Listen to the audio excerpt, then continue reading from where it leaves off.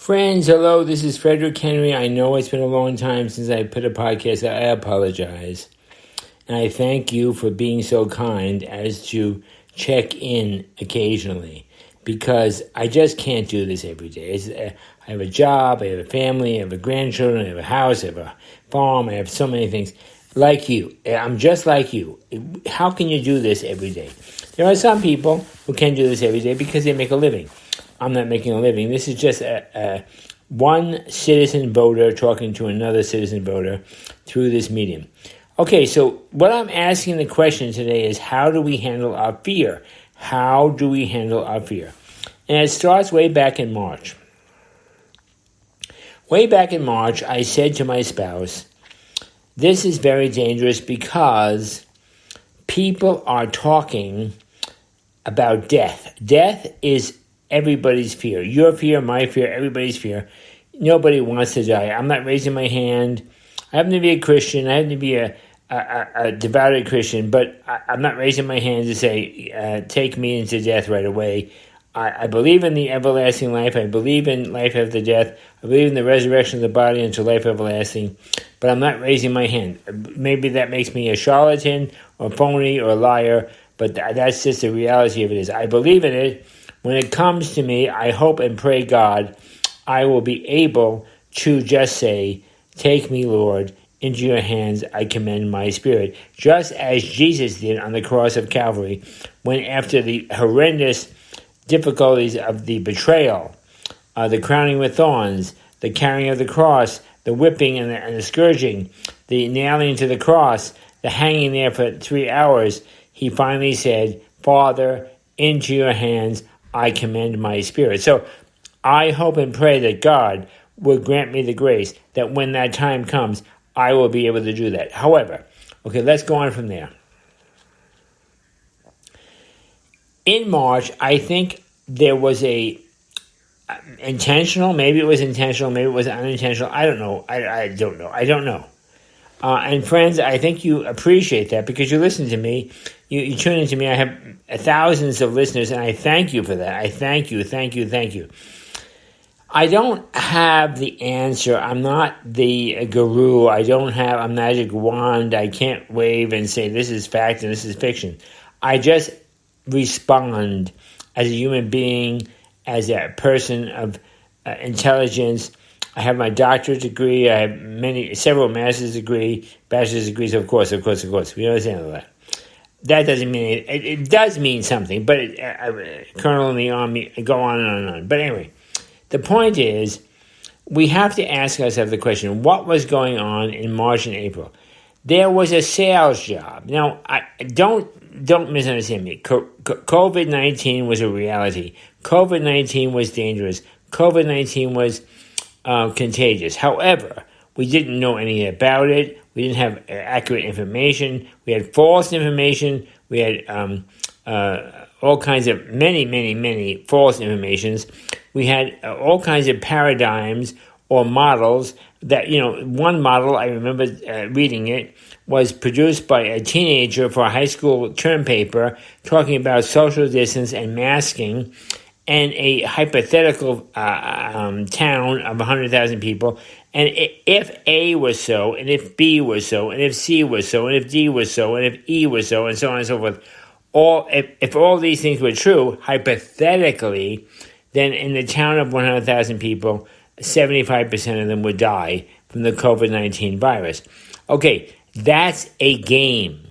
That's a academic exercise. That is a model. It has nothing to do with reality. And so when this COVID-19 thing came, Fauci, Birx, and all around the world, Germany, France, Italy, everywhere, Asia, Malaysia, China even, all that, worked upon the model. The model being that some high school kid, hypothetically, has said, well, the answer is 6 feet apart and wear a mask. Subsequently, we have found out that that is not reality. That is a model. That is an academic exercise. That is something done on paper. That is done something in a restaurant on a napkin. That is not science. And although Fauci and Birx and all these other people have run around and said science, science, science. They have not based their conclusions upon science. They have based their conclusions upon a model which possibly, I'm not saying it was, but possibly was concocted by a high school student for a term paper and then absconded by a college professor in a restaurant on a napkin. So the whole world economy, the whole world society has potentially been misled willingly. And nobody forced us to be misled. Nobody held a gun to our head, but we willingly obeyed the dictates of the experts of science because we believed falsely, that science is absolute. Science is not absolute. If you're honestly a scientist, you will agree with me. Science is never absolute. It's always open to interpretation. It's always open to possibilities. There is no such thing as settled science. Settled science is a false science. It's a lie. Okay. Anyway, we all did that. It's fine. Because why? Because underneath it all, there were forces, nefarious forces at work. Once this coronavirus had been unleashed upon the world from China, let's face it, it's the Chinese Wuhan virus. It's not Malaysian virus, it's not Hawaiian virus, it's not California virus, it's not New York virus. It's Chinese virus.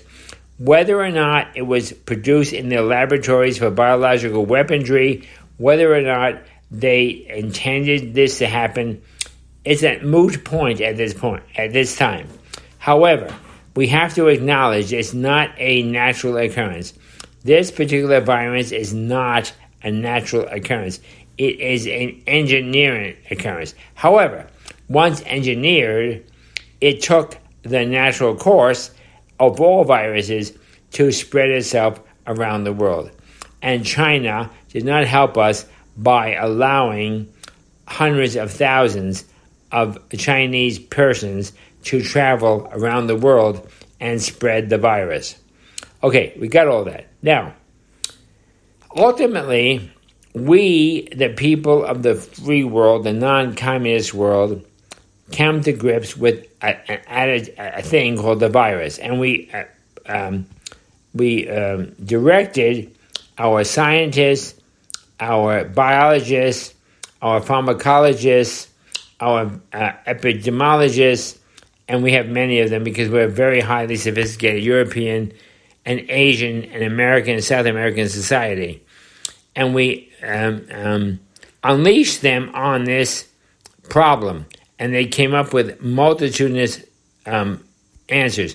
The first being hydroxychloroquine, which President Trump truly and rightly said to us was a possibility for treatment and significant treatment. And subsequently, we have found out that President Trump spoke the truth based upon his advice, based upon his advisors, based upon his medical advisors, based upon his experts. Not that Donald Trump, per se, as a person, said hydroxychloroquine is the answer. He consulted epidemiologists and surgeons and doctors and virus specialists and all kinds of many people available to the President of the United States of America. He had a vast array of input.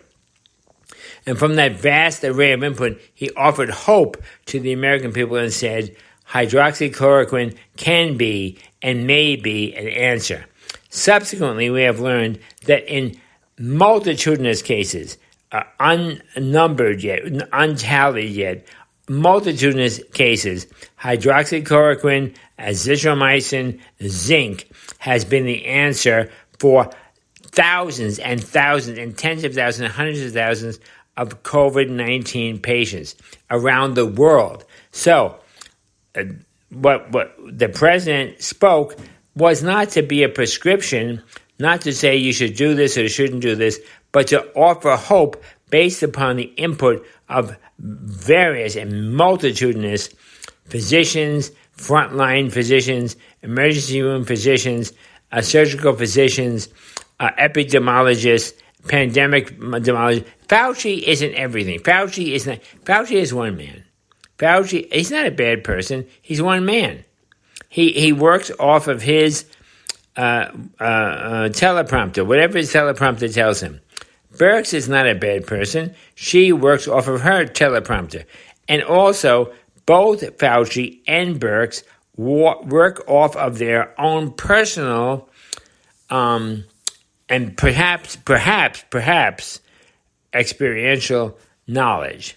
So, but that's limited because they're one person. There are thousands of doctors. There are millions of physicians. There are millions of frontliners, doctors, epidemiologists, nurses, emergency room people, on. It goes on. So to look at Fauci and Birx, they have the answer. That's foolishness. That's childishness. That's being a kindergartner. We are not kindergartners. We listen to Fauci. Very nice. Thank you very much. We'll look at the evidence. We listen to Birx. Very nice. I understand. We'll look at the evidence, but we will look at other evidence. Now, recently, the CDC said that they investigated the CDC, Center for Disease Control, which has been the guru, the god, and the goddess of everybody's reference. The CDC said that we have investigated 159,000. Get that number. 159,000 cases that claimed that COVID killed them. We, reviewing the records, reviewing the charts, reviewing the doctor's notes, reviewing the nurse's notes, reviewing the case histories, we feel that 6%, that's 6, not 60, but 6% of the cases reported to us as COVID death were actually attributable to COVID. Now get that, then 94%, just think of the numbers, don't even get the percentage, 94, they did not die of COVID. 6 died. For every 94 persons that died, only 6 died of COVID. So the other 94 died of something. And that is where we come into the item of comorbidity. Basically, this has been established, I'm not saying settled science, but it's been established by research so far, that persons who are 90 and above, 80 and above, persons who are in nursing home already in nursing homes, persons who take heart medications, blood medications, breathing medications, all kinds of other medications already, these 94% of the people in nursing homes or in similar circumstances, these people are on the cusp of death. Believe me, my friends, I will die too. And I'm not rushing. I'm not raising my hand. I'm not asking people to push me over the cliff. I'm not asking the people to put me in a wheelchair and drive me over the cliff. I'm just saying, to be realistic, that 94 persons, for every 6 persons, there were 94 persons who had lung disease, kidney disease, liver disease, pancreatic disease, age disease, Alzheimer's. They were 90 and above. They were in nursing homes, and they died because COVID-19 pushed them over the edge. Did they die of COVID-19? I guess you could say that. That's fine. However, for a 40-year-old, and a 50-year-old, and a 20-year-old, and a 10-year-old, and a 7-year-old, should we say that COVID-19 is going to push us over the edge? Well, do we have heart disease? Do we have diabetes? Do we have lung disease? Do we have age disease? Do we suffer from all kinds of inactivity diseases? Are we weak? Are we unable to digest? Are we unable to swallow? Are we unable to talk? Are we lying in bed comatose?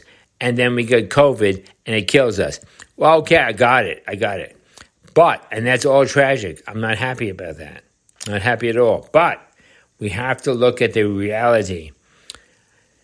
Does COVID kill the 20